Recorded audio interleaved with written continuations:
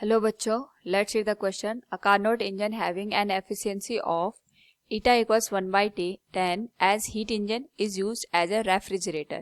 If the work done on the system is 10 joule, the amount of energy absorbed from the reservoir at lower temperature is, here we have given 4 options.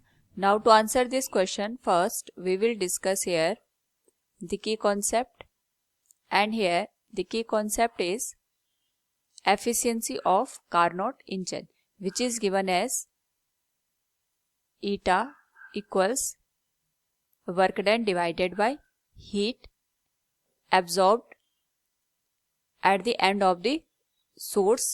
और हम यहाँ पे कह सकते हैं जितना यहाँ पे सिस्टम हीट को एब्जॉर्ब करता है उसका वर्क डन के साथ जो रेशियो होता है वही हमारे पास यहाँ पे एफिशिएंसी के बराबर कंसिडर किया जाता है ऑफ द कार्नोट इंजन. तो अकॉर्डिंग टू द क्वेश्चन अगर हम यहाँ पे देखें तो जो कार्नोट इंजन है अगर ये हीट इंजन के जैसे बिहेव कर रहा है तो इसकी जो एफिशिएंसी गिवन है इट इज गिवन एज 1/10.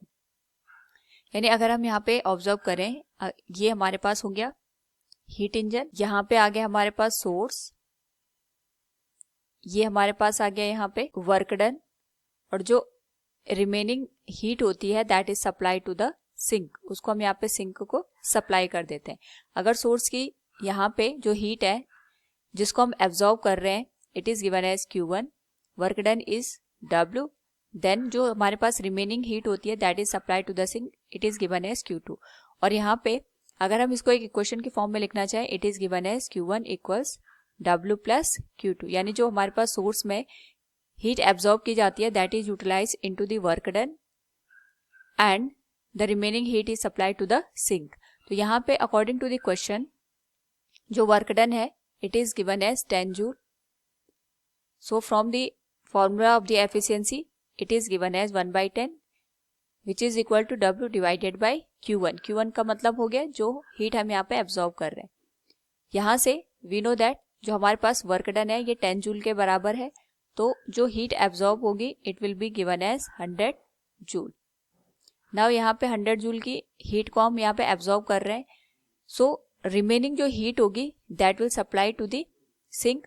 और इसको अगर हम यहाँ पे रेफ्रिजरेटर के जैसे बिहेव कर रहे हैं तो जो सिस्टम है ये कुछ इस तरीके से काम करेगा कि हमारे पास यहाँ पे ये सिस्टम आ गया, इस पे कुछ ना कुछ एक्सटर्नल वर्क होगा and the heat will absorb from the sink. यहाँ पे हम लोअर टेम्परेचर बॉडी से हीट को एब्जॉर्ब करेंगे and it will supply to the high temperature body which is given as source. ये आ गया Q1, this one will be W and this will be Q2. तो अगर हम रेफ्रिजरेटर के जैसे अपने सिस्टम को वर्क करवा रहे हैं यानी हमारे पास जो वर्क आएगा और यहाँ पे जो सिंक को हीट सप्लाई की गई है दैट इज Q2, इन दोनों का जो सम होगा it will be equal to Q1. Now यहाँ पे हमारे पास जो वर्क डन आ रहा है दैट इज 10 जूल. Q2 की वैल्यू हमें यहाँ पे फाइंड आउट करनी है एंड जो Q1 है ये हमारे पास यहाँ पे 100 जूल के बराबर दे रखा है. So from here we can calculate the value of Q2 that will be 100 minus 10 that will be equal to 90 joule. तो जो लोअर टेम्परेचर बॉडी है उसका जो हीट होगा that will be equal to 90 joule. So from the given question we can say the amount of energy absorb from the reservoir at lower temperature is 90 joule. Option B will be the correct one. Hope all you understood it. Thank you and best of luck.